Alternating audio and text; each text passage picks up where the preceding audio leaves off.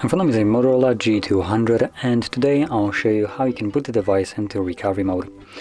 And to get started, you will want to hold the power key.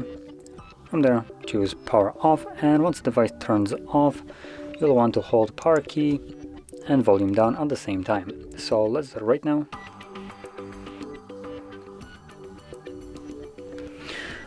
Once you see the boot mode, you will need to use volume keys in order to select recovery mode, like this, and press power key to confirm it. Now before we actually boot into the recovery mode, we'll be stopped by this screen right here. So once you see it, you want to hold power key and press volume up once, and this will boot you into recovery mode. And in here, just as before, you can use volume keys to navigate up and down, and power key will be used to confirm whatever is selected. And with that in mind, we can reboot the device or reboot to bootloader, which takes us one step back, boot to fast boot mode, apply updates, wipe data, mount system, view logs, and run tests.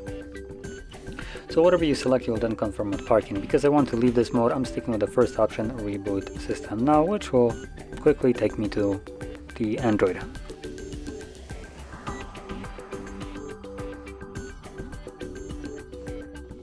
And there we go. As you can see, we are now in Android. So if you found this very helpful, don't forget to hit like, subscribe, and thanks for watching.